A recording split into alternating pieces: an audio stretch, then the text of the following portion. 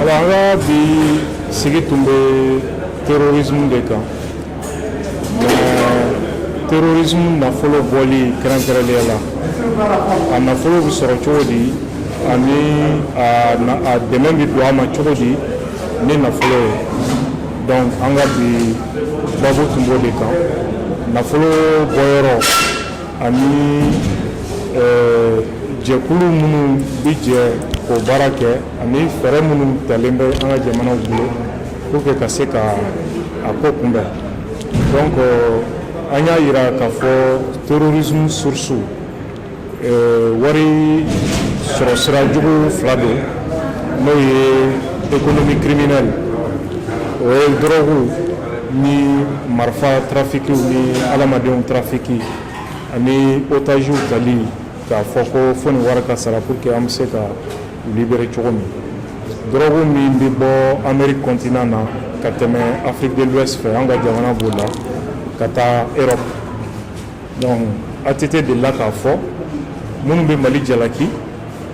u fana kan k'u yɛrɛ jalaki parce que drogue tɛ sɛnɛ Mali la a bɛ sɛnɛ jamana min na n'olu y'a bali a tɛ se Mali la a bɛ taa feere yɔrɔ min n'o ye Europe ye ka wariba sɔrɔ n'olu fana y'a bali a tɛ se Mali la Mali ye tɛmɛsira de mais o n'a ta bɛɛ a tɛ anw ka État ka responsabilité dégager totalement parce que n'i y'a ye u bɛ tɛmɛ an ka yɔrɔ de fɛ ça veut dire que a bɛ se ka tɛmɛ an ka yɔrɔ de fɛ facilement c'est an ka État wagati jan ni bi yɛrɛ tɛ an ka territoire contrôle t'an bolo kosɛbɛ et puis corruption ni fɛn caman ni réseau caman dayɛlɛ donc bi babu tun bɛ yen dɔrɔn terroriste do nafolo sɔrɔ cogo di sɔrɔ sira jugu bɛ yen n'o ye illicite ye sɔrɔ sira ɲuman fana bɛ yen parce que entreprise dɔw bɛ yen u bɛ baara kɛ sariya de kɔnɔna la mais u ka wari bɛ taa terroriste ka waleya dɛmɛ ni siratigɛ de wari tɛmɛsira juguw b'a la n'o ye contrebande ye mais tɛmɛsira ɲumanw fana b'a la kuma dɔw entreprise ni ONG ka sira fɛ wari bɛ tɛmɛ banque fɛ wari bɛ tɛmɛ sira wɛrɛw fɛ ka taa yɛrɛ sɔrɔ terroriste tɛgɛ kɔnɔ kuma dɔw la i b'a sɔrɔ hali société ni entreprise dɔw bɛ yen mɔgɔ wɛrɛ de b'a kɔfɛ min ye marifatigi ni fɛnkɛ caman ye quoi donc wari sɔrɔ sira man dɔgɔ quoi a fitinin a camancɛ a n'a sɔrɔ sira belebeleba donc an kumana olu de kan réseau u bɛ nin kɛ cogo di drogue trafic bɛ kɛ cogo di réseau minnu b'a la mɔgɔ minnu ni mɔgɔ minnu impliquélen don o trafic la ani marifa trafiki prise d'otage ninnu kaw bɛ kɛ cogo min an y'olu de élaborer et en même temps an ka jamanaw ye sariya minnu ta ani ka hakilina minnu labaara pour que ka se k'a ko kunbɛn donc sigi tun b'o de kan bakuruba la. An hakili b'a la i da sera garibudenw ninnu ka koɲaw fana ma an dun ɲɛ b'a la an ka jamana ɲɛmɔgɔw ye mesure ta ma appliquer est ce que i bɛ se k'o yɔrɔ walawala an ye. Voilà i b'a dɔn mɔgɔ minnu bɛ yen ni mɔgɔ tɛ sigaw la terrorisme bɛ tɛmɛ olu fana fɛ pour que k'u ka baara jugu kɛ kuma dɔw la garibuw mɔgɔ t'a miiri ko garibuw bɛ se ka ye ko dɔw la.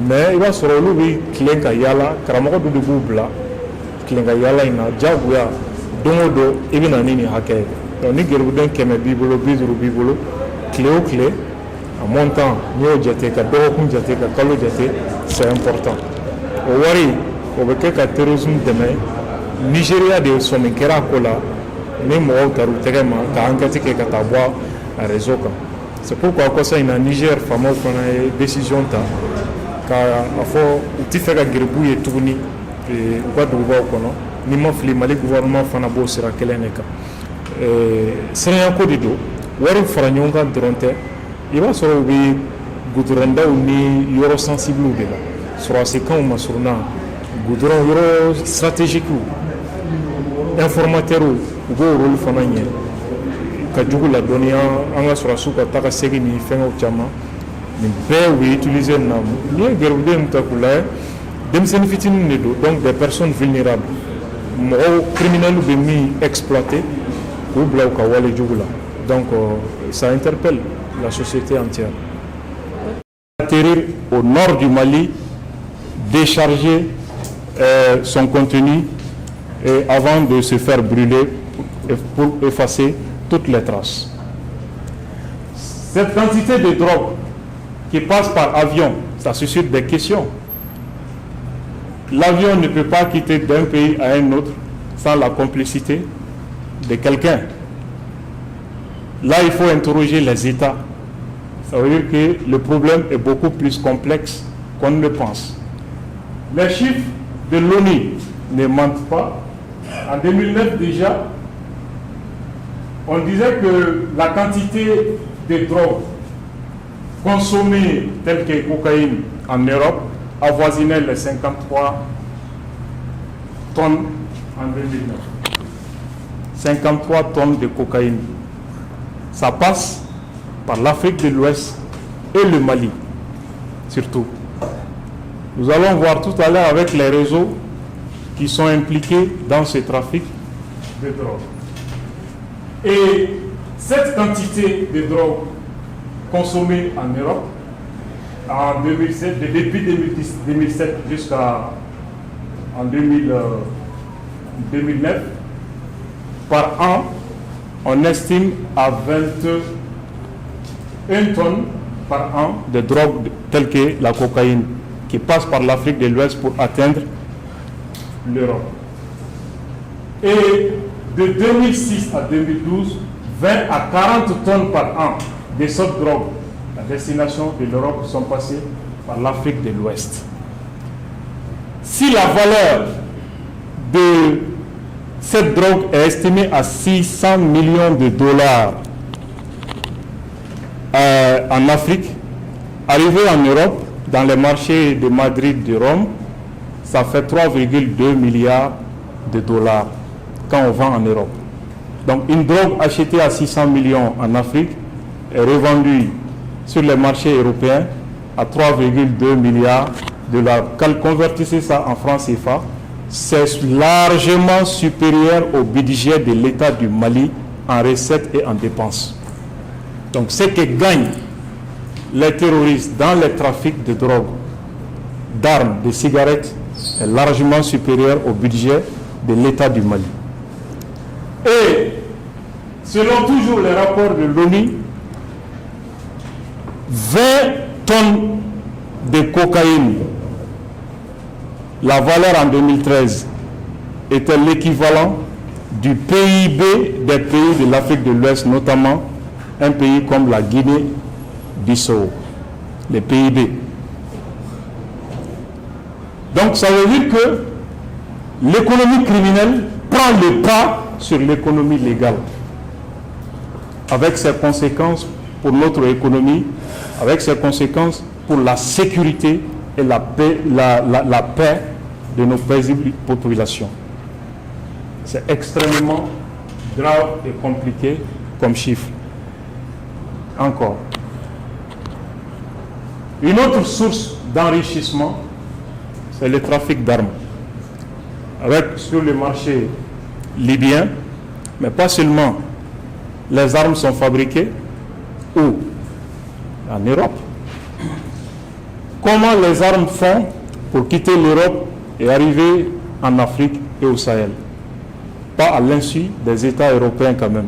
C'est pourquoi ATT, lors d'une interview avec Alain Foka, avait dit que le Mali ne produit pas de drogue. Le Mali, la quantité de drogue qui passe par le Mali n'est pas non plus consommée au Mali. Ça quitte l'Amérique et c'est consommé en Europe.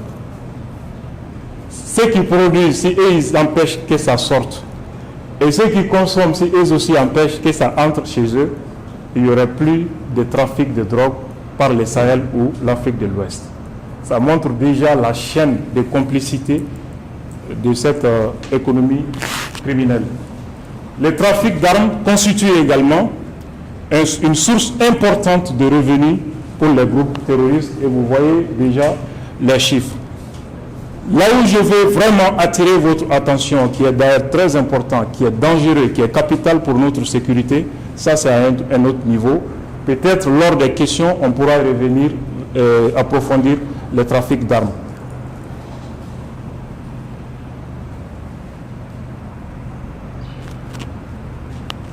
La prise d'otages français, là c'est très important. Ceux qui pensent qu'ils sont en train de combattre les terroristes, en fait ce sont eux qui financent ces crimes. Vous voyez, les prises d'otages sont toujours accompagnées d'une demande des rançons. La principale source de revenus pour un groupe comme Al-Qaïda. Selon certaines estimations, de 2008 à 2020, à travers les rançons, Al-Qaïda a pu collecter 120 millions de dollars entre 2008 et 2020. Rien que les rançons. Mais convertissez ça en francs CFA. Qui paye? Les États européens. Ça veut dire qu'il y a en quelque sorte qui contribue au financement du terrorisme. Or, depuis 2009, une résolution de l'ONU interdit formellement le fait de versement des rançons aux groupes terroristes. Parce que non seulement ils contribuent à financer cette activité criminelle, mais ils sont à la base de l'encouragement des prises d'otages. Parce que tant qu'on sait qu'on gagne des centaines de millions d'euros dans les prises d'otages et les demandes de rançon, ça devient une entreprise lucrative. Je vais vous présenter un cas pratique. Oui, de très important. Ça, c'est des données officielles des renseignements maliens. En 2011, déjà, les citoyens européens ont été enlevés par une organisation terroriste au Mali. Un mois plus tard, deux complices présumés, MH et Madame M, ont été arrêtés à Gao et à Bamako respectivement. Donc pour prendre quelqu'un en otage à Gao, souvent il faut une complicité à Bamako. Pas seulement les hommes, il peut y avoir aussi une femme dans cette histoire. Parce qu'il faut que quelqu'un parvienne à amener la cible dans une zone où il peut être facilement enlevé. C'est ce qui est arrivé. Et lors de l'interrogatoire, les autorités chargées de la répression criminelle ont établi que M. H et Mme M faisaient partie d'un petit groupe. Pourtant, Mme est à Bamako. Et qui avait organisé l'enlèvement des Européens. Les deux personnes avaient reçu respectivement 60 000 et 700 000 francs de leurs partenaires du groupe pour se rendre dans le nord du Mali.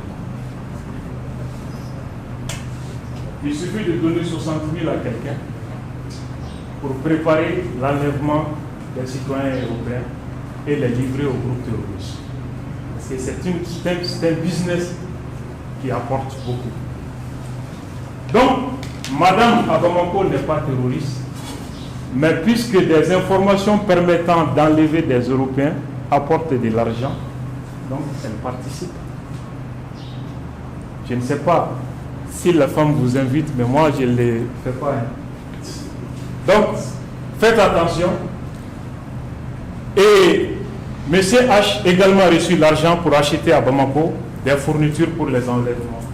Généralement, l'argent ne passe pas par les banques. 60 000, 700 000, ça passe généralement par Orange Money. Est-ce que l'État du Mali est en mesure de tracer ça?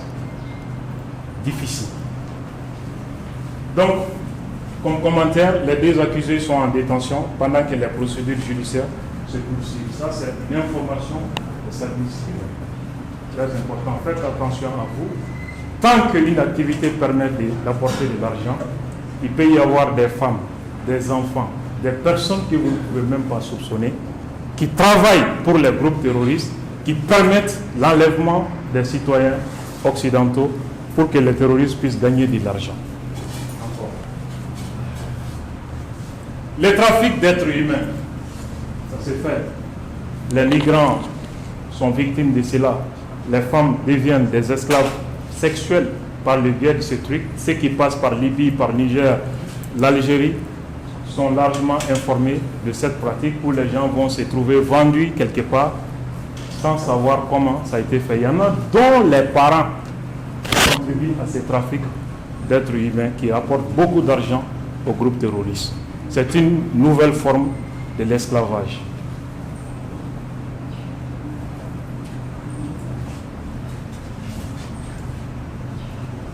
L'économie informelle, nous avons le commerce illicite des ressources naturelles, la mine de Intaaka, la mine de Tenzawaten, où les terroristes exploitent de l'or, qui leur apporte beaucoup d'argent par an. et ça permet d'accroître leur mouvement, de s'enrichir davantage et d'acheter les populations pour participer à leur cause néfaste. Mais là où je veux vraiment attirer votre attention, ça c'est pas uniquement au niveau des commerces illicites. Il y a la zakat qui est légitime en l'islam, mais c'est une forme de financement du terrorisme. Je vais vous présenter également un cas pratique de ce phénomène qui va vraiment nous permettre de comprendre pourquoi l'État du Mali a interdit l'activité de beaucoup d'ONG. Rien qu'en 2022, tout près, ça a provoqué un tollé parce que certains disent l'État est contre l'emploi des jeunes. Comment chasser des ONG qui emploient des milliers de jeunes, des milliers de chefs de famille? Vous allez comprendre comment ça se fait.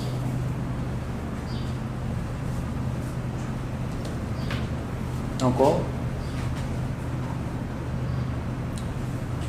Ce cas pratique.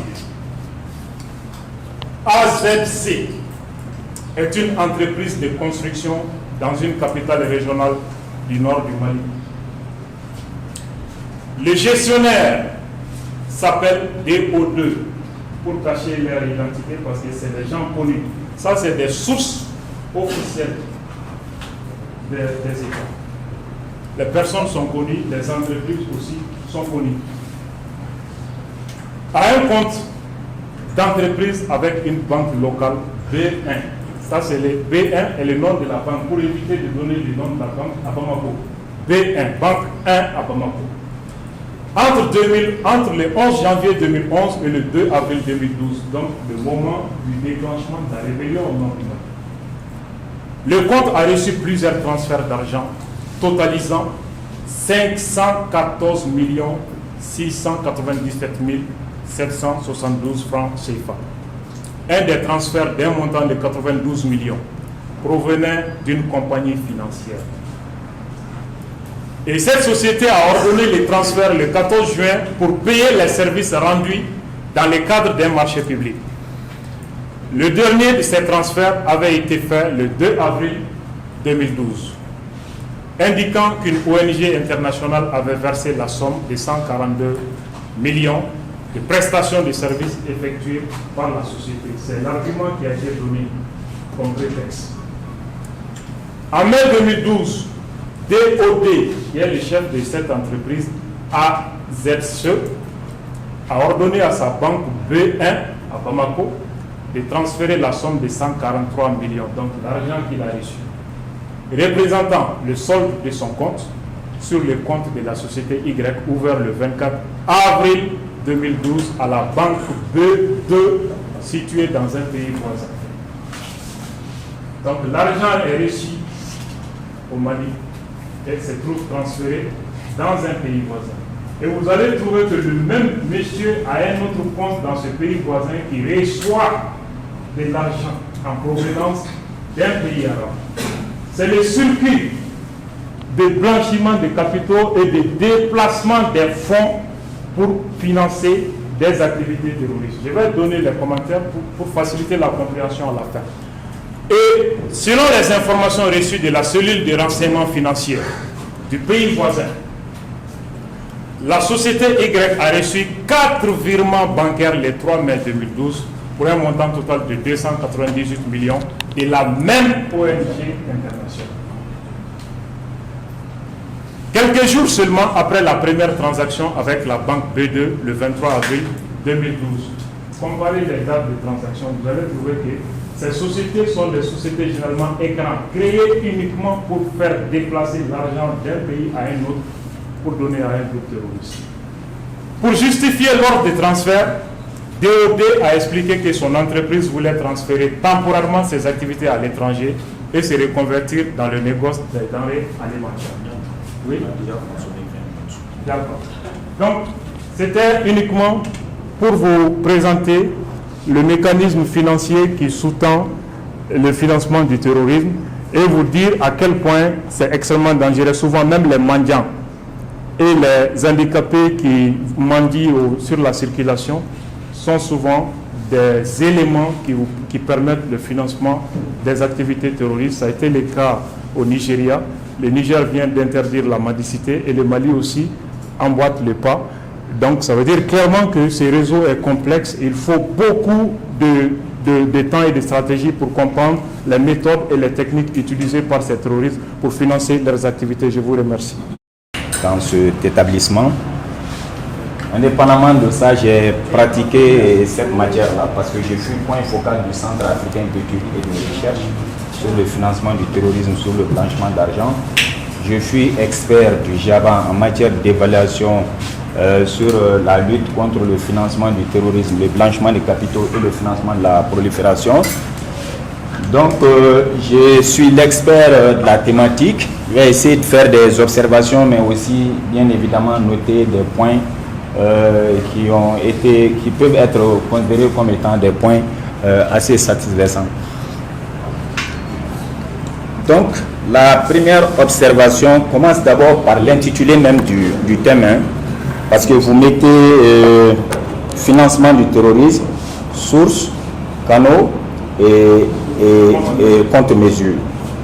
Moi, je suppose déjà, on ne pourra jamais aborder les contre-mesures sans avoir au préalable à l'œil non seulement l'identification de l'ensemble des groupes qui interviennent sur les territoires maliens, ou même, parce que attention, le financement du terrorisme, vous allez voir, ce n'est pas forcément que le groupe terroriste intervienne ou soit installé sur un territoire.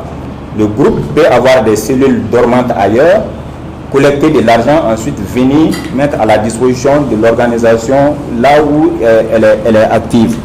Donc, on ne peut pas aborder les contre-mesures sans procéder au préalable à l'identification des groupes. Après l'identification des groupes, il était bon d'aborder la spécificité de chaque organisation. Parce que vous allez trouver que chacune des organisations terroristes profite en tout cas d'une situation exceptionnelle pour se faire un peu plus de recherche sur un plan, et d'autres vont développer d'autres aspects. Quand vous prenez le JINIM, parce que IAD, il est national, il est dans une communauté, il a un certain crédit au sein de cette communauté, et il a une approche genre nationaliste, ça lui permet quand même d'avoir certains avantages comparativement à d'autres. Donc il fallait prendre en compte ces aspects-là. Mais la difficulté majeure de votre développement, d'abord à travers l'intitulé, vous nous contenez forcément dans un carcan, notamment à faire un développement à 3 parties. Vous voyez, non? Donc ça vous limite même vous dans votre développement, parce que Nyang a parlé des étapes du financement du terrorisme, alors que les étapes ne font pas partie de votre intitulé. Mais ça veut dire que c'est quelque chose d'une certaine importance et sur lesquels il fallait mettre l'accent. Donc, la difficulté majeure, moi je suis persuadé que ici dans la salle, beaucoup de gens ne comprennent pas ce que ça veut dire le financement du terrorisme. C'est-à-dire la notion définitionnelle même, c'est quoi le financement du terrorisme? Et il a donné une définition, je crois que c'est une définition qui était donnée au départ par le législateur malien. Mais cette définition est révolue complètement. Elle est totalement révolue parce que la première définition a été donnée par la Convention des Nations Unies sur le financement du terrorisme. Au regard de cette convention, le financement du terrorisme, c'était le fait de fournir directement ou indirectement des fonds à une organisation terroriste, en sachant que ces fonds vont être utilisés à commettre en tout ou en partie un acte terroriste. Donc l'éventualité, il fallait obligatoirement que l'éventualité soit là, mais aussi il fallait que la possibilité de commission d'un acte terroriste soit aussi consommée. Mais avec le temps, on a vu qu'il ne fallait pas attendre qu'on soit jusqu'à ce niveau pour pouvoir incriminer le financement du terrorisme. Et là, le GAFI, à la lumière de beaucoup de... Vous allez souvent utiliser peut-être des notions techniques qui vous paraissent assez nouvelles. Le groupe d'action financière qui assure la paternité de la lutte du financement du terrorisme à travers le monde, c'est ce groupe qui a évalué, qui a dit attention, le financement, ça va au-delà de ça. Ça va au-delà de ça. Le fait seulement d'améliorer la capacité opérationnelle d'un combattant terroriste peut être considéré comme étant un financement du terrorisme. Et l'exemple, il y a une dame en France qu'on appelle Nathalie Haddadi, qui a été condamné à 3 ans de prison ferme parce que tout simplement son enfant s'était retrouvé en Syrie et son enfant avait bénéficié des fonds émanant de sa mère pour se soigner. Donc le fait seulement d'envoyer de l'argent à un combattant terroriste en sachant très bien qu'il est un combattant terroriste, ce ne serait-ce que pour il se soigne, vous êtes dans le financement du terrorisme. Donc la dimension est assez... on est en train d'aller vers une restriction, c'est-à-dire en essayant de prendre des mesures très strictes pour empêcher aux organisations terroristes. Il y a beaucoup d'autres mesures qui sont prises. La délimitation aussi entre le financement du terrorisme et le terrorisme lui-même. Parce que est-ce que c'est des notions détachables? Du point de vue juridique, le financement du terrorisme peut être considéré comme étant la complicité. C'est-à-dire la complicité active sur la base de fourniture de moyens, d'aide ou assistance. Mais le financement du terrorisme va au-delà de tout ça. C'est-à-dire que le financement du terrorisme peut intervenir en l'absence de tous ces éléments. Notamment, on a pris des mesures spécifiques pour interdire l'accès au réseau des télécommunications aux organisations terroristes. Notamment, si il y a les responsables des sociétés de téléphonie mobile qui sont là, ils doivent priver les terroristes de l'utilisation des téléphones. Ça va au-delà de ça. La libre circulation, on doit réprimer. L'obligation a été faite à tous les États de réprimer rien que la libre circulation des terroristes. Notamment un terroriste qui commet un acte terroriste en Syrie et autres. Voilà, en principe, il n'a aucune relation directe avec le Mali parce qu'il n'a pas commis d'acte terroriste au Mali, il n'a rien fait à un Malien. À l'occasion de ces attentats, aucun Malien n'a perdu la vie.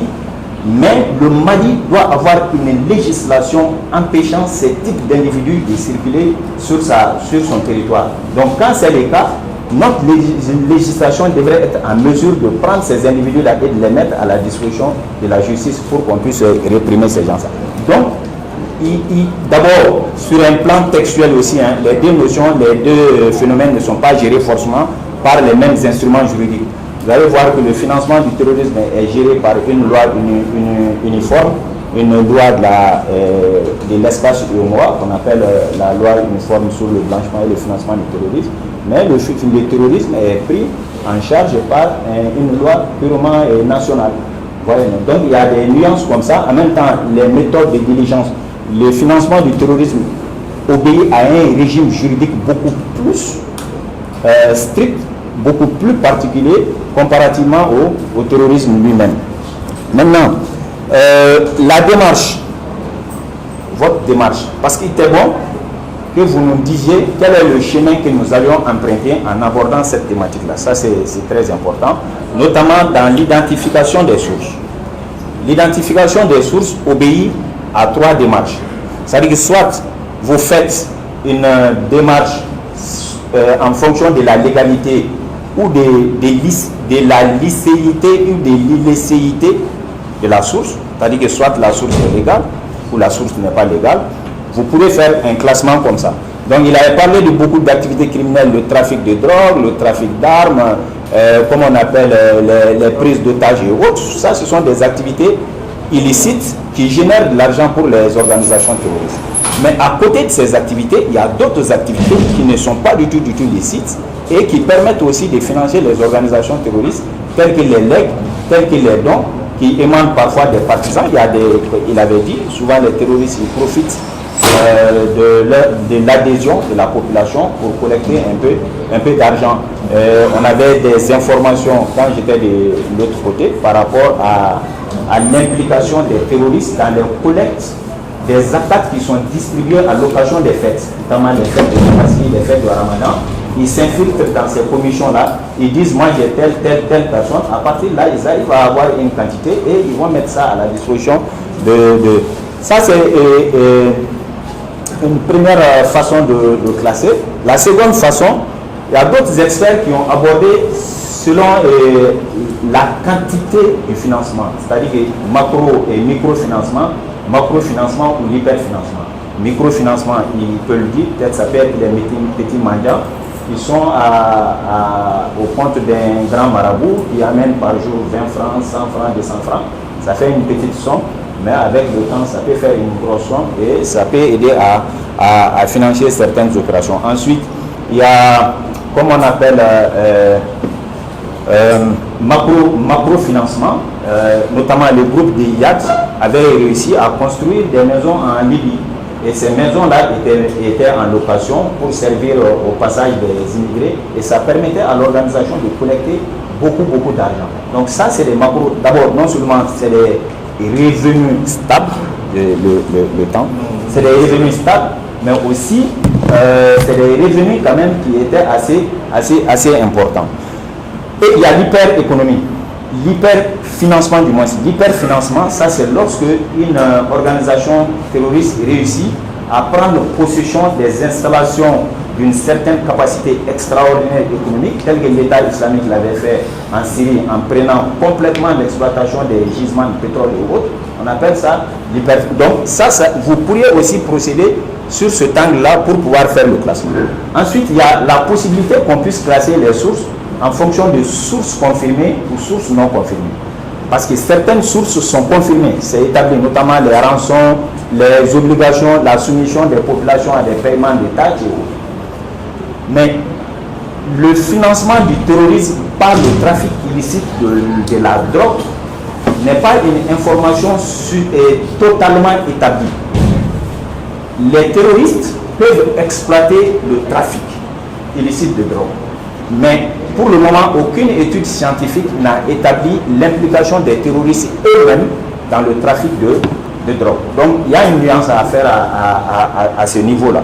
Et parfois, il peut, comme on appelle, les trafiquants de drogue, majoritairement des Sud-Américains, qui n'ont visiblement aucune croyance, ils peuvent ne pas adhérer à la façon de faire des terroristes et parfois ils peuvent abandonner. Et d'ailleurs, l'une des raisons fondamentales de la séparation entre Belmokhtar et Abou Zeid, c'était à ce niveau. Quand Abou Zeid, Belmokhtar, tout le monde sait que lui c'est un trafiquant connu, quand il a voulu utiliser ces moyens-là pour pouvoir financer, Abou Zeid s'était farouchement opposé parce qu'il disait que sa croyance ne lui permettait pas d'être en relation avec tout ce qui est activité qui va à l'encontre des principes de l'islam, notamment la drogue et autres. Là. Donc il s'est complètement affranchi de ce trafic-là et finalement ils ne se sont pas compris. Il a pris son chemin. Donc, et votre deuxième partie, quand vous parlez des réseaux, vous avez vu que en parlant des sources, en parlant des réseaux, vous êtes encore revenu pratiquement sur les mêmes notions, les mêmes éléments. N'est-ce pas?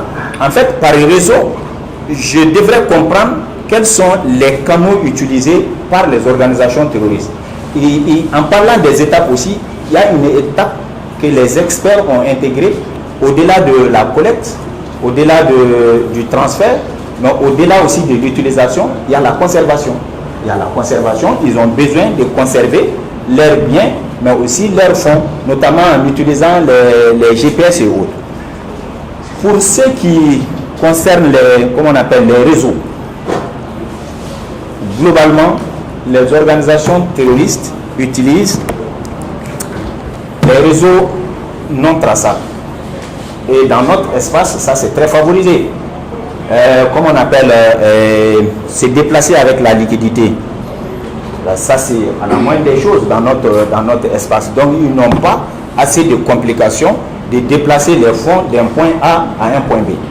Mais les fonds qui arrivent de l'extérieur, parfois, eux, ils utilisent des réseaux assez compliqués, notamment Western ou encore Mobile MoneyGram, des réseaux comme ça.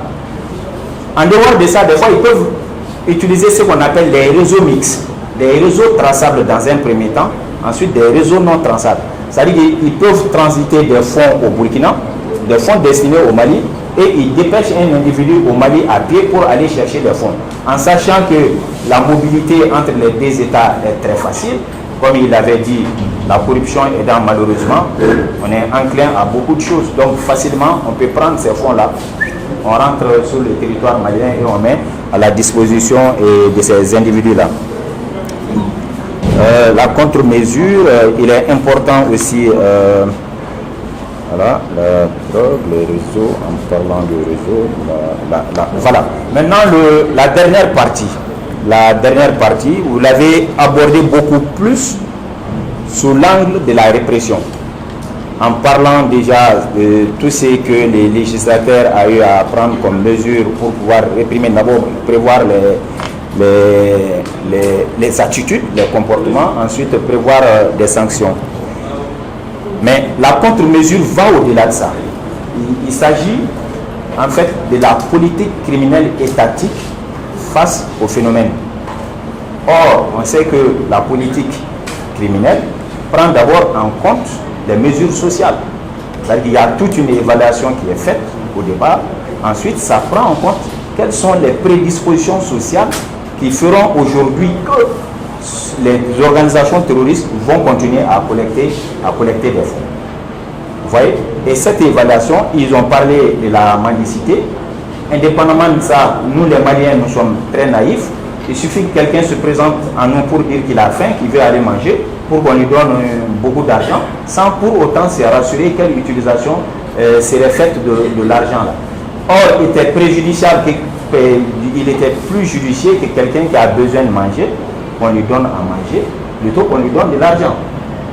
Donc, c'est comme ça. Donc, on a autant de vulnérabilité au niveau social qui feront que, et parfois, l'absence de l'État pendant longtemps sur certains aspects, sur certaines parties du territoire, a fait quand même que ces individus ont eu d'autres interlocuteurs que les interlocuteurs étatiques.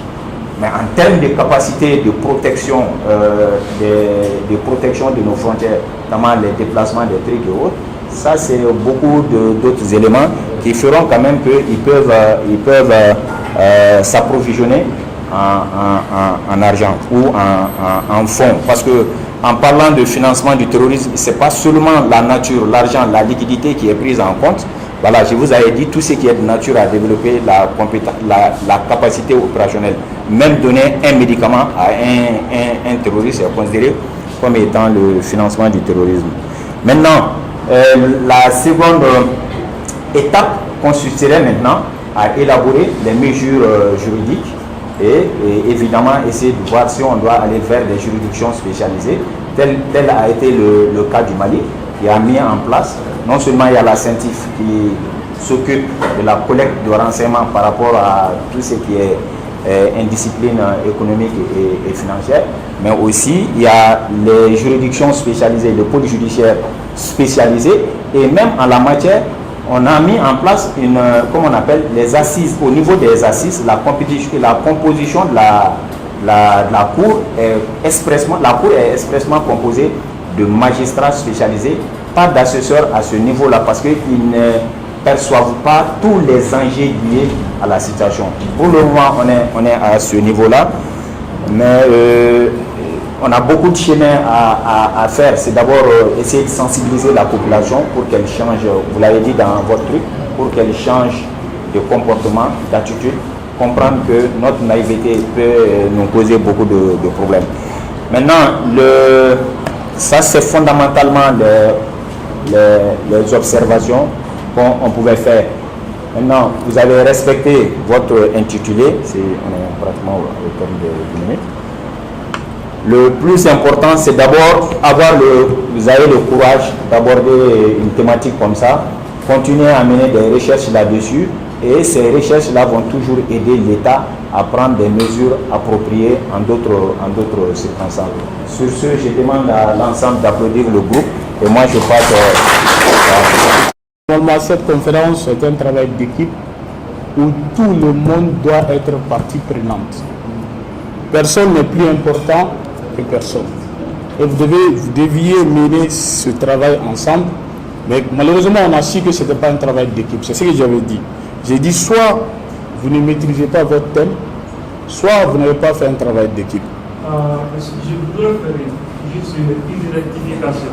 C'est vrai, la rédaction de l'ensemble, je l'ai fait, mais j'ai partagé les documents avec tout le monde. Okay. Depuis la semaine dernière. Okay.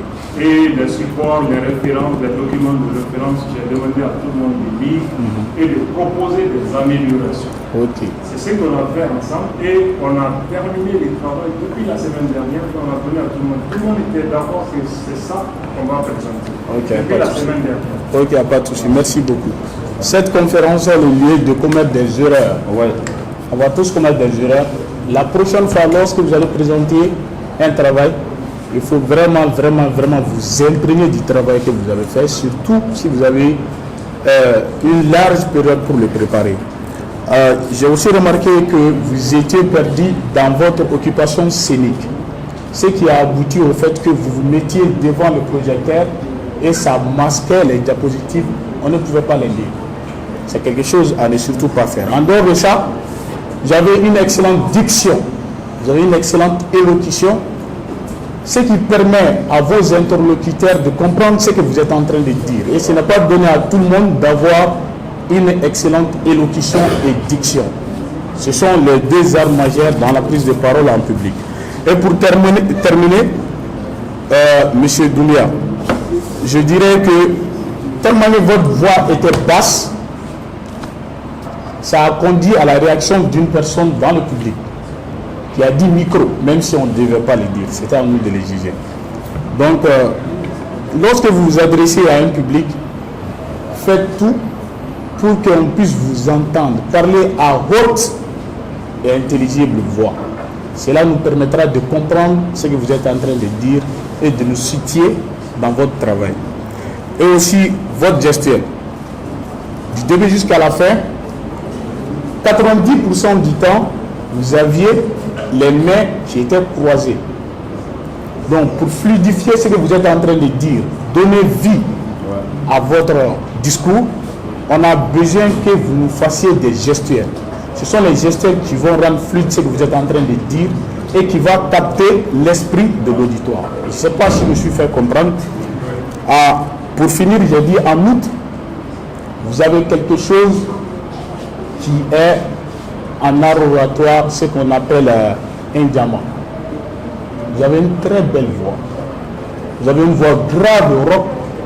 Et surtout, le plus important, vous avez une voix imposante. Lorsque vous parlez, on est obligé de vous écouter. Si vous travaillez la voix que vous avez, vous serez un orateur hors pair. Travaillez juste la voix que vous avez. Et lorsque vous parlez, ne soyez pas monotone dans ce que vous êtes en train de dire. L'intonation doit varier. Tantôt de haut, tantôt de bas, et ensuite revenir à la voix normale. Ça aussi, ça donne vie à votre discours. Quand même, vous avez une excellente voix. Je l'ai dit et je le répète, si vous le travaillez, vous serez un excellent orateur. Monsieur le Président, c'était juste les quelques remarques que j'avais à faire sur le cas politique. Chercheur à l'Université des Lettres et des Sciences Humaines de Bamako. Vraiment, je me félicite d'être là. Pour ma part, je me suis bien régalé, j'ai beaucoup appris, et des exposants et des collègues ici présents. Je suis tout à fait solidaire des observations qu'ils ont eu à faire et je voudrais revenir sur quelques points de grammaire. Et pour commencer, je remercie les exposants pour la qualité de la présentation. Et je commence par M. Nyang. Vraiment, j'ai bien apprécié votre présentation. Je crois que je ne suis pas le premier. Et ça veut dire que vous avez fait une très belle présentation. La diction, elle est bonne. Vous citez des auteurs. J'ai retenu Honoré de Balzac. Vous articulez bien les mots. Vous avez fait l'historique en citant des dates et vous citez bien des sources. Mais comme l'a dit le collègue Niaré, c'est bien Niaré, le collègue Niaré, il y a ce problème d'occupation de l'espace scénique et il y a cet autre problème, vous mettez la main dans la poche. Par ailleurs, au début de votre présentation, vous avez carrément oublié de vous présenter. Et tout de suite, quand quelqu'un a posé la question, vous avez dit « Présentez-vous s'il vous plaît », ça m'a fait rire. Vous avez oublié de le faire vous-même. Les diapos étaient trop chargés, c'est vrai. Je reviens sur certains points qui ont été déjà évoqués, parce que la répétition, elle est pédagogique. Vous avez une certaine maîtrise de la langue, ce qui est très appréciable et très heureux. Quelquefois, vous employez le mot ça, ce qui revient, ce que je n'ai pas bien apprécié. En fait, il faut dire clairement les choses. Ça donne plus de poids à ce que vous dites.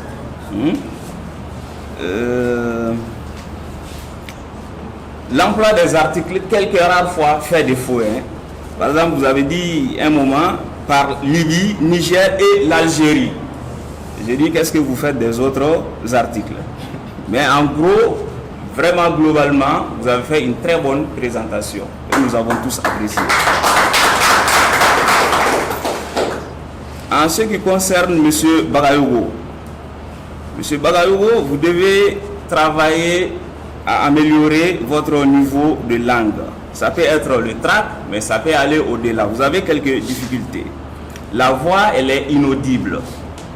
On avait de la peine à vous entendre. Il y avait trop d'hésitation, même des difficultés de lecture. Ce qui a incité mon collègue à vous demander si vous avez vraiment eu le temps de bien vous approprier ce travail-là. Et vous avez des problèmes à maîtriser le public parce qu'il est arrivé un moment où vous ne regardez même plus le public. Vous êtes allé vous placer dans votre coin, vous regardez l'écran et puis vous dites ce que vous voulez, vous ne regardez pas le public. Donc, la langue est désarticulée dans l'ensemble.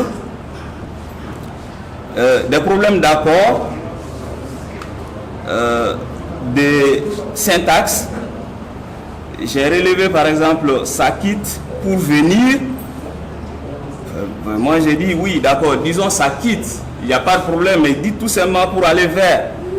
La drogue se passe uniquement, la drogue passe. Se passe.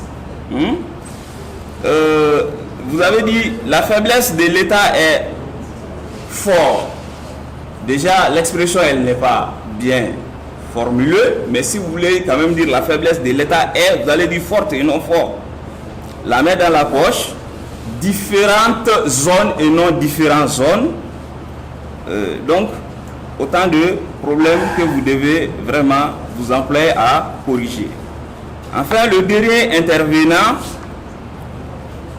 j'ai apprécié votre voix parce que j'ai constaté que vous vous exprimez sans crier. Ça, je l'ai vraiment apprécié. Mais le problème est que vous êtes trop attaché à votre sport. Vous avez les papiers à main, vous êtes tout le temps obligé de vous arrêter pour regarder les papiers et voilà, pour lire ce que vous devez dire. Il faut essayer de corriger ces problèmes. Quelques problèmes d'expression également. Quand vous dites il s'agit, au lieu de dire dès la présentation, vous dites il s'agit la présentation. Interdiction de séjourner temporaire, c'est mal dit. Nombreuses États, vous l'avez dit plusieurs fois. Autorité malienne, non, autorité malienne. Réseau terrorisme, il faut dire plutôt réseau terroriste. En gros, c'est ce que j'ai retenu comme point de langue à améliorer. Globalement, votre travail, je l'ai apprécié parce que je sais qu'il s'agit d'un travail d'équipe et j'ai beaucoup appris et grâce à votre intervention et à l'intervention des collègues ici